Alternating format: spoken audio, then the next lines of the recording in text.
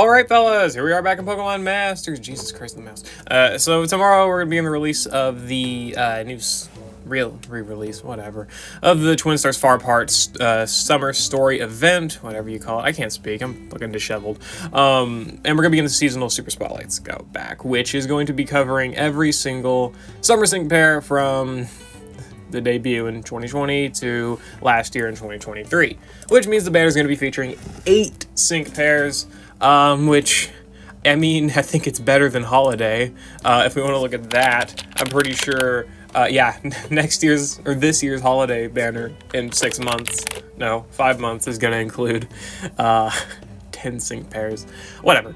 Anyway, I don't recommend you summon for this banner at all. I think that despite some of these units being good or usable, granted every unit's usable to some extent, like good or great or decent, whatever, you know, whatever little words you want to use in order to describe these units, I don't think the banner's worth it at all. If you want to go for any of these specific sync pairs, go for a select scout or something, or even the mixed scout's like better to go for.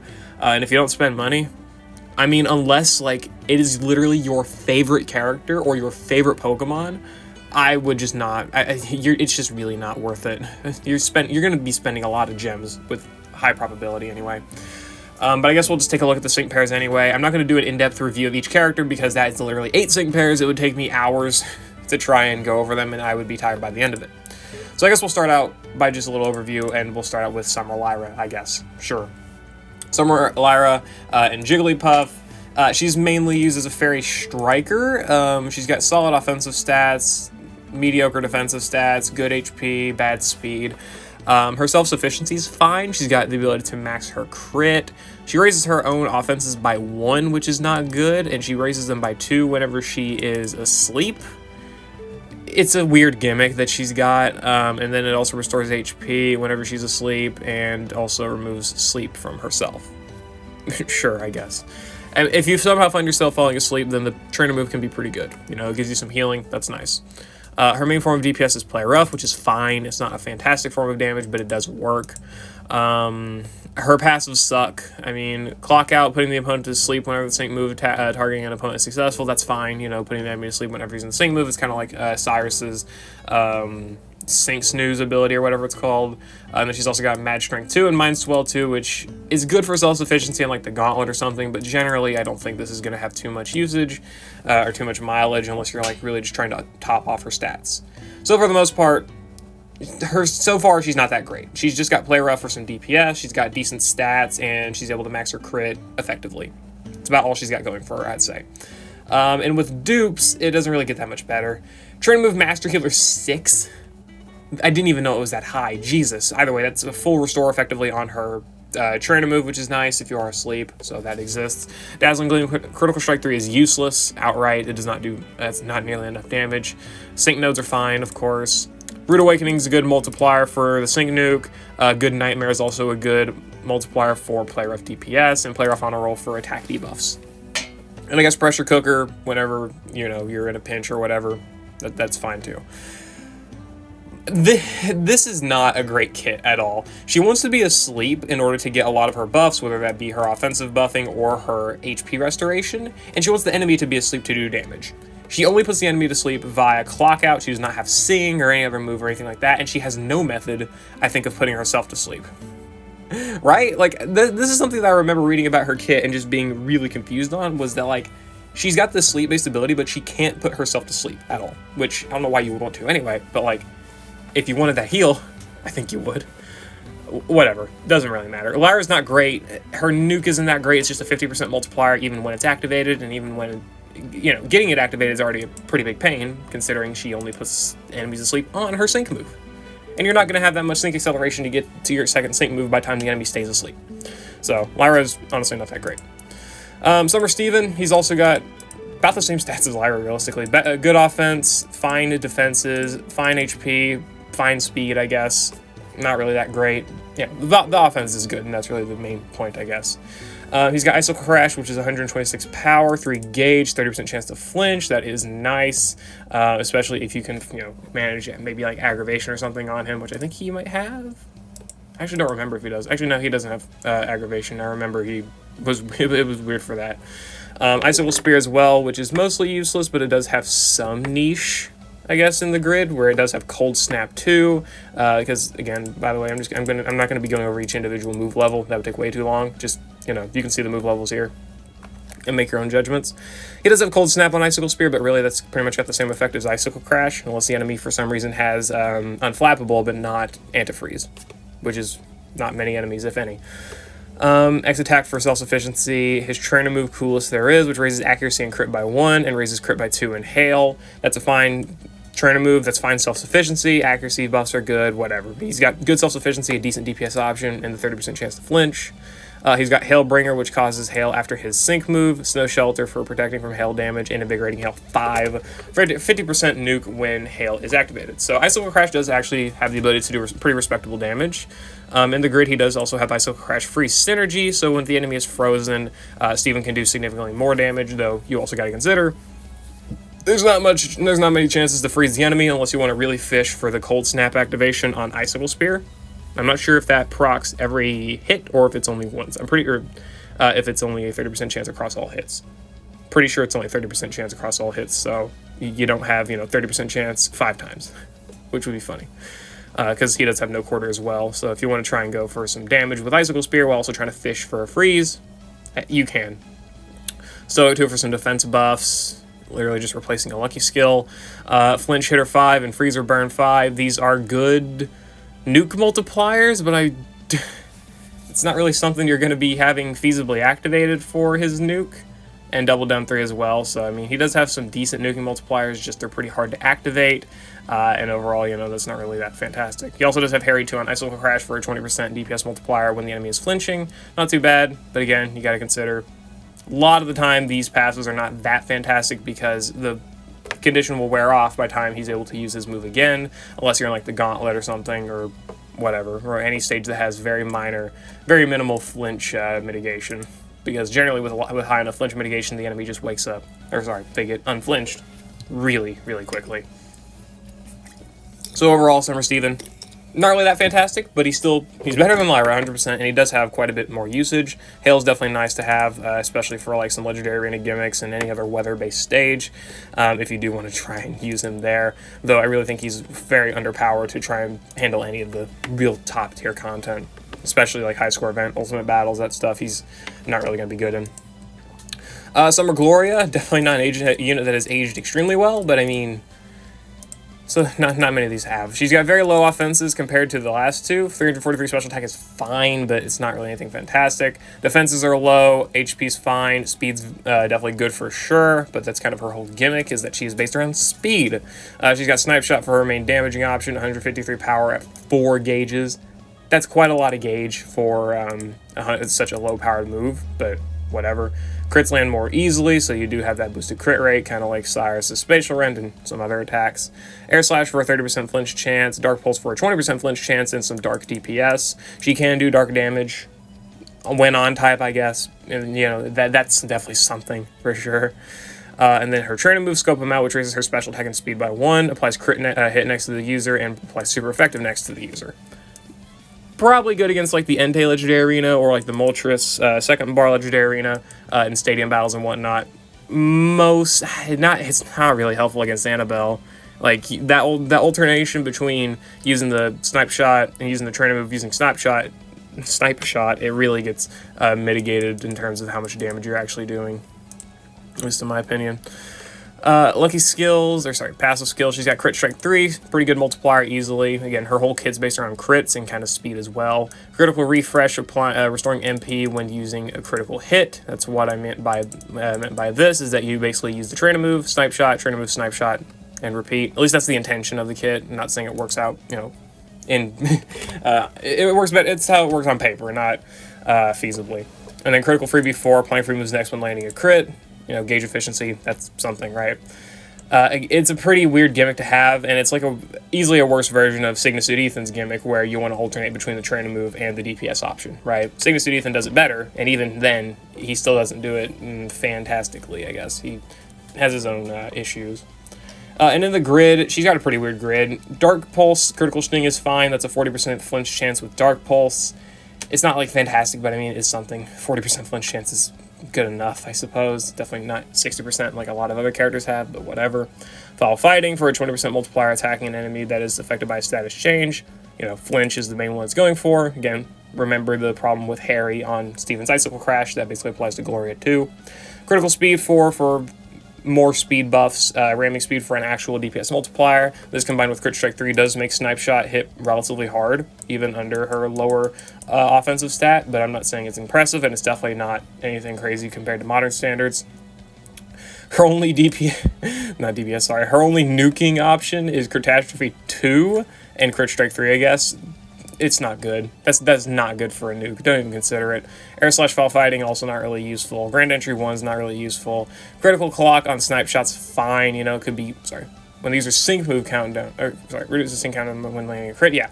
I mean, this can be useful, I would say, but, you know, you're mostly going to be trying to fish for that sync countdown, if anything, but it could be helpful. And that's mostly it. I mean, her whole thing is based around crits and speed and alternating between her trying to move and her DPS option.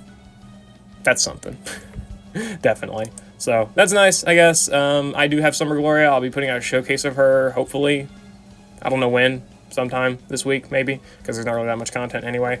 But we'll just see. We'll see how I feel about it. And I also would prefer to wait for a Dark Week stage, but oh well, whatever. Summer Marnie, this is where I think the characters start getting better, for sure. Like, from Summer Marnie onwards, we're definitely upgrading in tier. She's got 440 in the offense, which is great. Another 4-gauge move, 160 base power, and Spirit Break, which also lowers enemy special attack. I really don't know what the thought was when making Marnie with her high offense and similarly base powered move, whereas Gloria gets an even weaker base power move and even weaker offense. I don't get what they were going for there, but whatever, sure.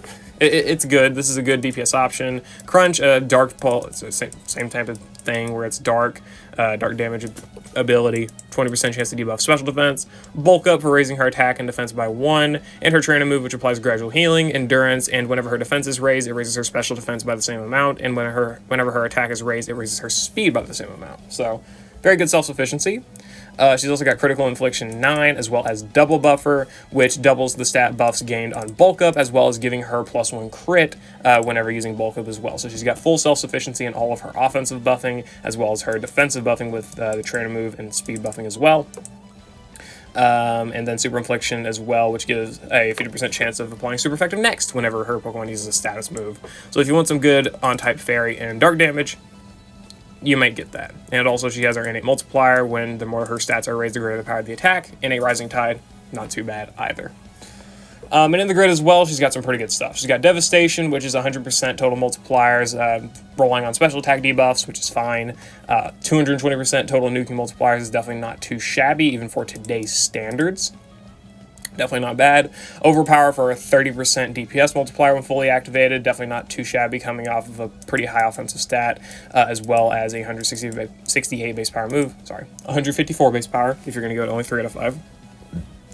As well as like Foul Fighting if you're going to be going for a flinch or confusion or trap or something like that. And Super Duper Effective 2 if you are going to be on type, right? So she does have those options available to her for DPS options and nuking options. Definitely not shabby. Crunch Staggering, that's probably where the Foul Fighting comes in. You're not really going to be landing this. It could be clutch, but that's a 20% chance. I would not be trying to rely on it too much. But that's just me. Spirit Break, Ripple Effect 4 for a 50% chance of AoE special attack debuffs could be helpful depending on what you're fighting. Maybe skip. I don't know if you'd skip the node. It's not really that expensive to pick up. It costs, what? Yeah, I don't know. You could pick it up if you wanted to, if you're going with those AoE special attack debuffs, but you also don't really have to. Marnie functions probably just fine without it. But, of course, that's, I'm thinking, like, lower tier content, not really higher tier. Then First Aid 4, Impervious, Quick Tempo Burst in. First Aid 4 is definitely not bad for, like, I would say the Legendary Gauntlet and Ultimate Battles, but you're not going to really bring her into those either. And Impervious, about the same case as well. I'm mostly just thinking about these older characters in a Gauntlet scenario, and I think Marnie probably is fine there, you know, like a fine duo unit. And the healing is nice to have at the very least, and Quick Tempo too. It's always something. Moving on to Summer N, came out 2022. Funny thing with Summer N is that he's basically now just a worse version of Bryson Man. They do work together, but similarly, I mean, Bryson is pretty much a replacement. He's got the same DPS option. He's got the same strike roll if you do give him the EX roll right. That's just something funny that I noticed, but whatever. He's got Night Daze as his main damaging option. 182 base power is definitely really solid. 40% chance for accuracy debuffs. Offensive stats good. 488 special attack. Pretty mediocre defensive stats and good speed as well. Snarl for special attack debuffs, not too shabby, I guess, and he does have the multiplier of devastation for his sync nuke. It's fine, it's not crazy, but it's fine. Dire Hit Plus, as well as his trainer move, which raises his special attack by 6 and evasion by 2. That could be good for some evasion cheese, not to mention, the Night Daze as well, so you could do some fun stuff in the Gauntlet with that. By the way, he's got very good self-sufficiency, he's got special attack debuffs, and a good damaging option with accuracy debuffs as well. And then the passive skills here, he's got Healthy Super Hit, Super Sync, and Sync Freebie for some super effective next stuff and some free moves next. So if you want to really demolish any Dark Weak enemy, and can do that without much issue. Though he really didn't need those passives to do that anyway. As it's pretty much stated here, all the stuff I have highlighted is already the useful things. Obscuring Sync 5, Devastation, Furious Brain, and Obscuring Power 3. These are good multipliers for his DPS and nuke, and makes him have a pretty respectable average, I'd say. Striker nuke, modern striker nuke, as well as having good DPS with 60% total multipliers, not counting like Critical Strike 2 or anything as a lucky skill, which is pretty solid off of his near 200 base power DPS option, for sure. Snarl Satisfied Snarl 4 for potentially double special attack debuffs is nice as well. Adrenaline 1 for some sync countdown. Q Cutter for a 30% chance to do sync countdown when the enemy misses. This could be good in the Gauntlet for some evasion cheese if you go for like Train Move NPR or something like that. Night Daze on a roll for higher chances to debuff accuracy could also be pretty good there as well. So if you want to do some evasion cheese stuff, and definitely does have the ability to do that, and also he can just be a high-powered, I'm not going to say high-powered, but a moderately powered Dark Striker as well. Definitely nothing in the same respect of like Akari, who's not a Striker, but, damage dealer, as well as Neo Champion Marnie and Bryson Man and the like, right? But still good, no doubt, definitely. And who's next? Summer Hilda, probably? Yeah, Summer Hilda. Summer Hilda was pretty memed on release, though I do think she definitely carries some more utility now, or some more useful utility, I guess. Her big thing is that she's mostly defensive, but she also doesn't really apply too much in terms of her defensive ability. Like, she doesn't apply team healing, not that much anyway, or, very amazing sustainability. Her defensive stats are fine, though. I mean, they're not great, but they are fine. Her HP stats fine. Speed's not that great. Not really too much to go for in there. Brick Break, which removes screens from the enemy, so if you are trying to deal with, stuff that crits, you don't have crit buffs or anything like that, Brick Break hitting through that could be helpful, but for the most part, not that amazing of an ability, but it is there. Protect, applying damage guard, that's fine. Topsy-Turvy, which takes enemy race stats and inverses them, could be very good for the stadium, for the, +3 stat parameter on the enemies, as well as any stage, again, that just really buffs their stats. Could be good for, like, Latios or something, where she may have, like, +3 evasion, and you can lower it down to -3, and that could be good for that. And just any stage that can raise their stats, this is going to be helpful for inversing them. Their trainer move, which raises the defense of all allies by 2 defenses, and applies gradual healing to herself. Again, that's where her lack of team sustainability comes in, but more so for herself, I guess.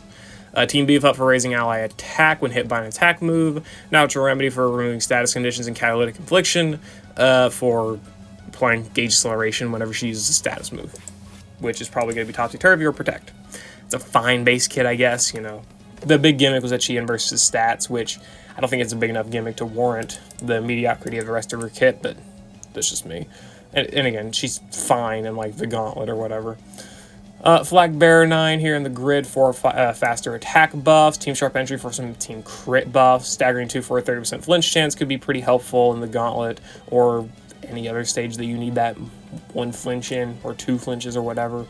Topsy-Turvy Propulsion could be useful for some sync ramping. Charging Infliction could be good for gauge management.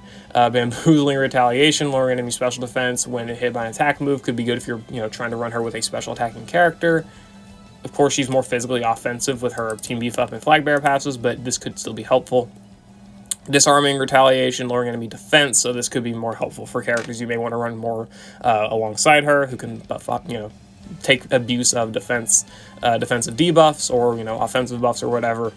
Team Fist Bump for some ally HP restoration. This is pretty much what she's got in terms of being able to buff ally healing, and it's not really that fantastic, which sucks, but hey, it's better than nothing.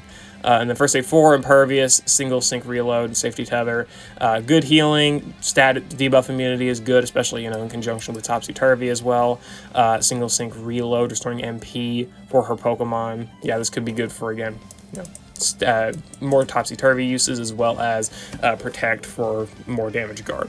So her and herself, she's got good sustainability. She just mostly lacks team sustainability and anything else that can really make her shine outside of inversing enemy stat raises, in my opinion. A lot of the stuff that she does is pretty niche, besides the stat inversing. That's just my opinion, I'd say.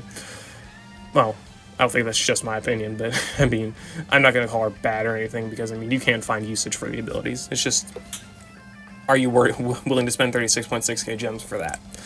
Anyway, Summer, Tate, and Jirachi. This is him and Liza both share the same spot of like being the best character on the banner. It's kind of really what I guess you're going for.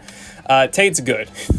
He's got Flash Cannon for a DPS option off of his 464 base special attack stat, which is good. His other stats are already pretty respectable as well. Good speed, solid defenses, as well as solid HP. Attack's good too, though I don't really know why.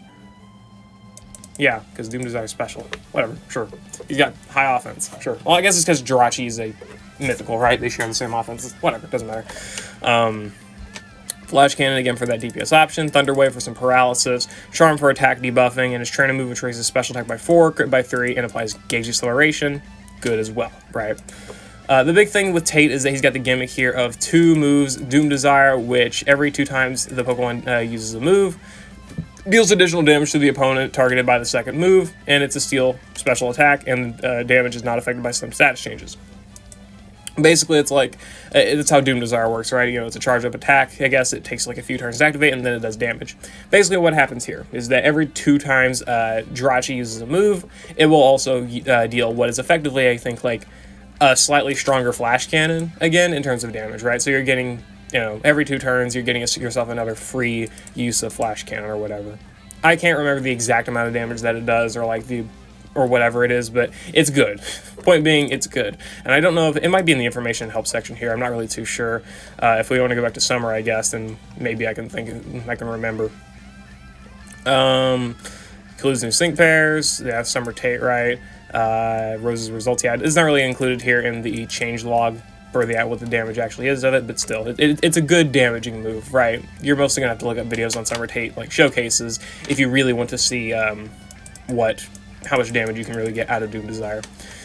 Doom Desire team's same stat up 2, which raises the following stat of all sync pairs by 2 when Doom Desire is activated, and it's all of the stats besides crit. The same stats raise for all allies, right? So he's able to do a good team random raising, which is good for himself and, of course, the team, right? Because he can buff team defenses, he can buff the team offenses, he can make the team more accurate, or he can buff team evasion for some evasion cheese.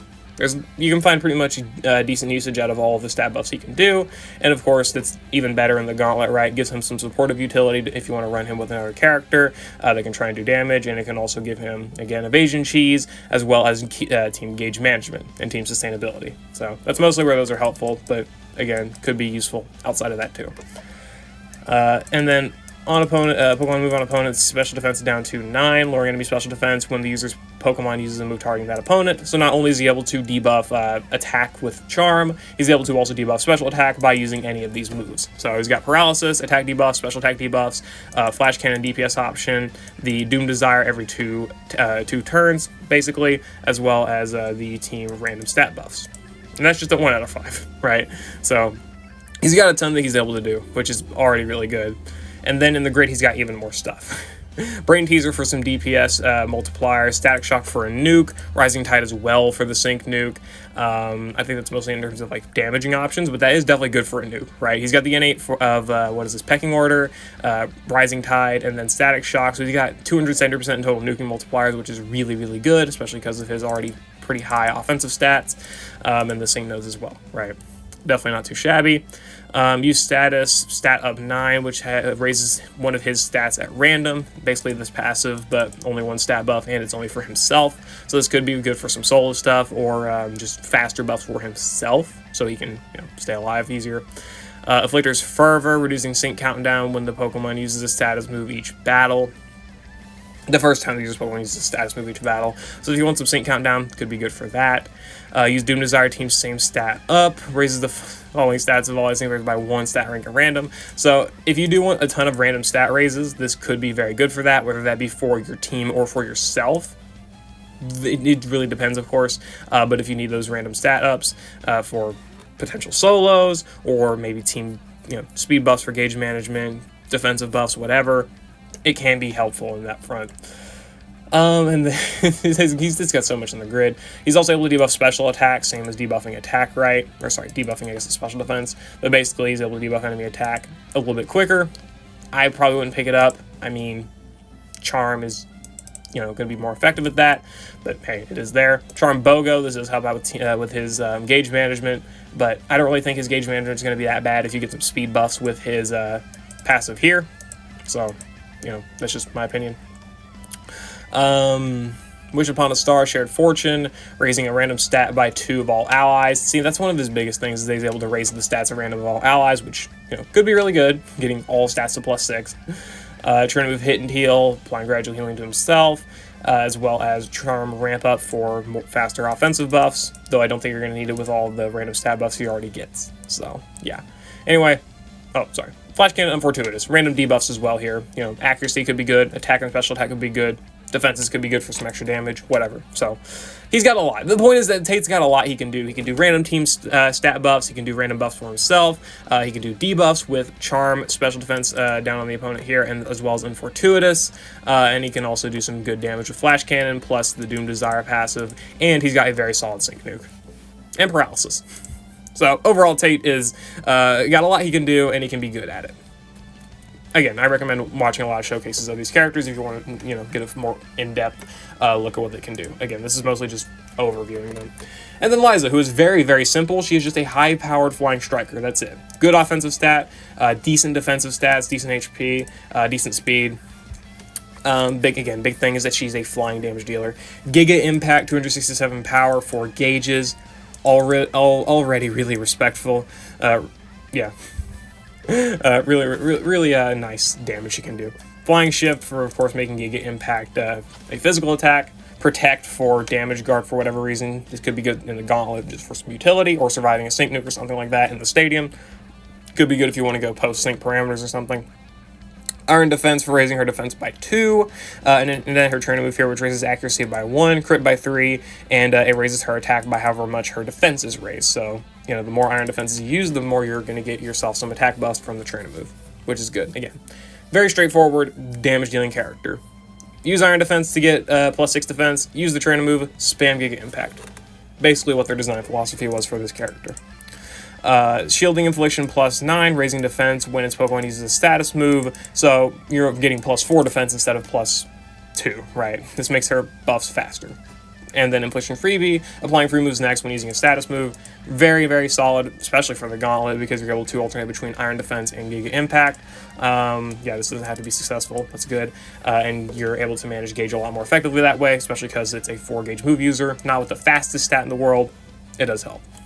And then in the grid, of course, she's just going to get better damage options. For the most part, she doesn't really get too much else outside of it. She gets Team Sentry entry for team defensive buffs on entry. Don't really think that's that helpful, but it is there. Towering Force, Tough Sync 3. There's your sync nuke multipliers on top of the +4 sync nodes here. So you're getting 130% nuke multipliers plus the 4 sync nodes plus the high offensive stat. She's going to have a decent flying striker nuke. HP Advantage 4 and Tough Cookie 3 here for some good multipliers on Giga Impact. 245 base power move with 30% multipliers is going to be looking pretty impressive. Not to mention Critical Strike 2 if you run it as a lucky skill, even better, right? She's also able to have Protect Physical Boost up 3/9, increasing her physical moves next by 3 when using Protect. Does she have Protect NPR? She does not have Protect NPR, sadly, so you're pretty much stuck with just one usage of this, but you know, this could give you a very nuclear Giga Impact, which could be very good for like bar finishing or something on a Legendary Gauntlet stage, or could be good for some burst damage in the stadium or Battle Rally or whatever, right? Overall, definitely not bad. And by the way, we do have the Noland Ultimate Battle coming up, so Liza could probably be good there. I'm not really too sure, though. I don't really remember looking at the gimmicks, so maybe she's not. I don't know. Anyway, Giga Impact Gauge Refresh 9. I don't think this is going to be that crazy considering we have Infliction freebie, but I mean, it is an option to run. Vigilance for innate crit protection if you want to run a different lucky skill if you were going to plan on running Vigilance. Use status move, physical boost up to 9, increasing physical moves next when using a status move. This could be, again, very good for some more burst damage if you are going to alternate between shielding strikes and infliction freebie for the Iron Defense and then Giga Impact. It just really depends how you want to use it. So again, point being, Liza is a very solid offensive flying character, very straightforward to use as well. She's got some minor defensive ability as well as, I guess, utility stuff. But for the most part, she's just going to be a damage-dealing character that kind of excels in doing consistent damage alongside potentially having the option to do burst damage with these two passives here, right? So that's definitely good.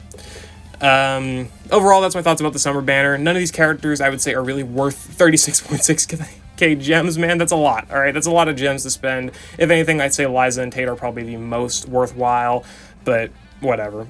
If you want to go for these characters, I'd wait until a Select Scout, and I'd really only say that, like, Marnie onwards are even worth, like, you know, lifting your nose at for the most part. But in my opinion, only really Tate and Liza. So again, that's my thoughts. I'll see you all later. I hope you all enjoyed. Good luck if you're going to be summoning. I feel bad for you if you are summoning, but I do hope you get who you want as quickly as possible so that you don't have to waste any more gems on this banner. And yeah, that's my thoughts. See you later.